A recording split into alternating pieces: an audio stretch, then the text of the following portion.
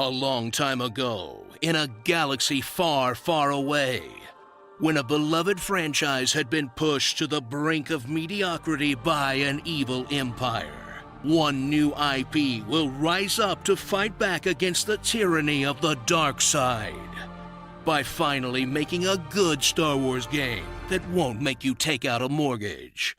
Star Wars Jedi Fallen Order. Get ready for yet another drop in the endless deluge of new Star Wars content, with a fresh franchise that turned out to be light years away from the usual slurry of recycled material from the films, that instead delves into the largely ignored extended universe, and miraculously delivers a Star Wars game where you never go to Hoth or Tatooine, but instead are introduced to a new cast of characters, creatures, and an apparently canonical storyline. That's right, nerds, get out those timelines that might make even the most callous Star Wars internet hater feel the Force stir in their heart once more. As long as you can get over it being janky as shit. Seriously, I have seen more polished shipwrecks.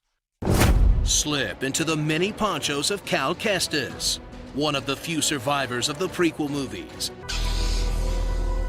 and now the galaxy's only ginger Jedi, who is forced out of hiding by the Inquisitors, a bunch of less threatening Darth Vader knockoffs, and sets out with a ragtag group of rebels to rebuild the Jedi Order the only way he knows how.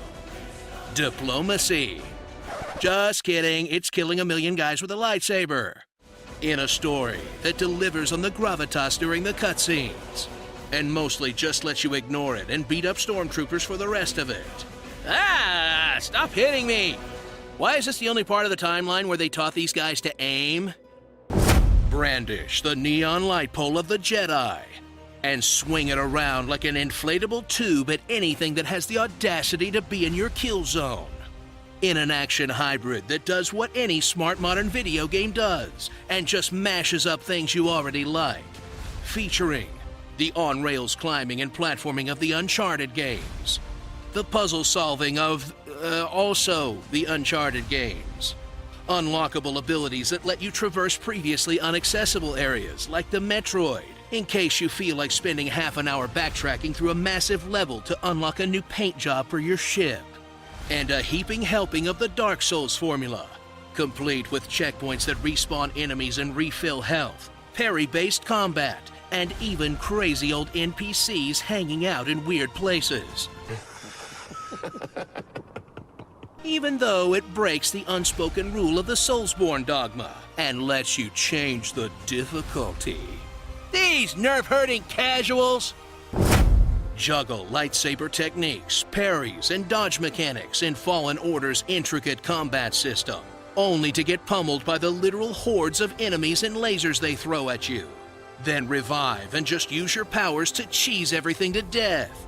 Because the real penalty isn't losing all your experience, it's having to sit through the minute-long load times or elevator rides. In a gameplay experience that's really rough around the edges, but delivers the most satisfying lightsaber fights since Jedi Knight or KOTOR. And listen, I'm never going to get tired of force pushing guys off a cliff. It's just not gonna happen. Oh, Braz.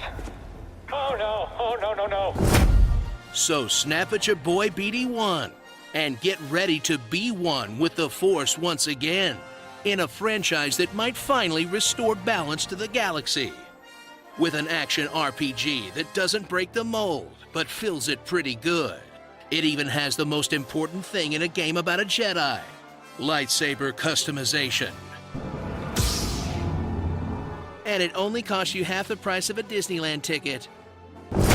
Starring Archie-1 Kenobi, Wall-D, Danny DeGoro, Mad TV's Deborah Wilson, Rogue One I, Space Goth Girlfriend, the world's most obvious Sith, and Space Kronk and Yzma.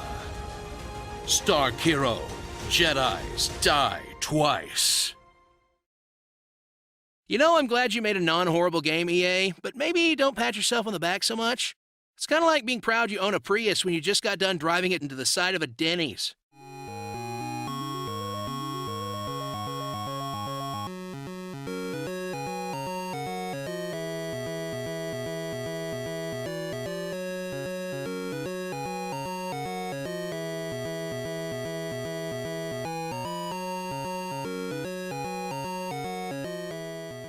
World of Warcraft Classic.